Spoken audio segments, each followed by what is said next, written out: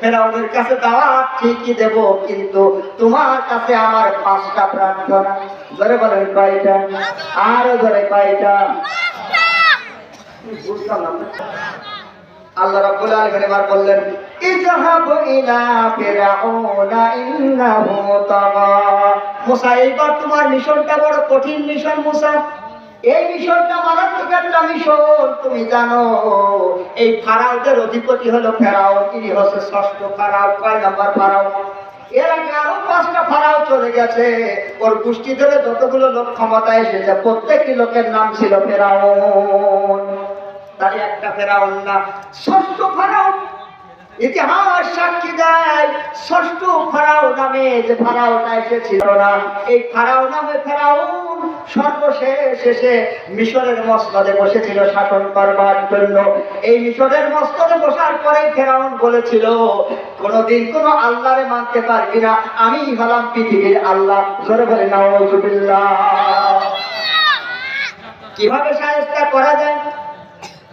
যে মানুষগুলো মানতে চাইবে না তাদেরকে সুরে চড়াও, মার দাও, হত্যা করো, তাদেরকে বিশাল আকারে অগ্নিকুণ্ডে নিক্ষেপ করেন। এই কথাটা বিশ্বাস হলো না। আমাদের মনে রয়েছে শয়তানি, দুষ্ট লোকেদের চক্রান্ত সব সময় খারাপ হয়। জোরে বলেন ঠিক কিনা? আপনার সাথে মিশে চলবে, আপনার পাশে থাকবে, আপনার সাথে সুন্দর আচরণ করে করে চলবে। আপনি মনে করবেন এই লোকটা মনে হয় আপনার বন্ধু, কিন্তু দেখা যাচ্ছে ভিতরে ভিতরে আপনার নারী কাটার উস্তাদ।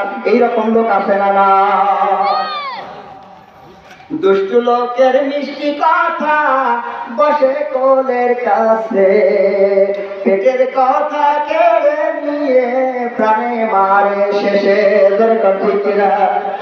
সবাইকে বিশ্বাস করে সত্যটা বলবেন না। আপনি জানতেও পারবেন না যে লোকটাকে আপনি ঘনিষ্ঠ বন্ধু মনে করেছেন, ওই লোকটাই দেখা গেল আপনার সব থেকে বড় শত্রু। আপনি মোটেও সেটা বুঝতে পারেন নাই।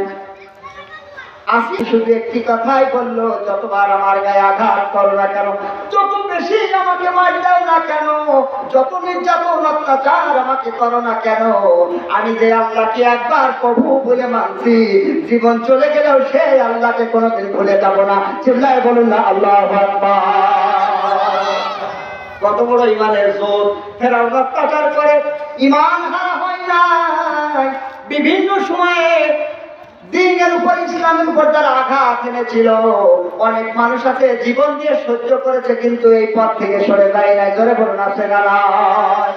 হত্যা করেছে, জেল দিয়েছে, জুলুম দিয়েছে, নির্যাতন করেছে, কারাগারের সেলের ভিতরে দীর্ঘদিন ধরে বন্দী রেখেছে, অসংখ্য মানুষকে নির্যাতন করেছে, জ্বালাতন করেছে, সব কিছু অকাতরে সহ্য করেছে, কিন্তু আল্লাহ তাআলার দ্বীনের পথ থেকে সরে যায় নাই।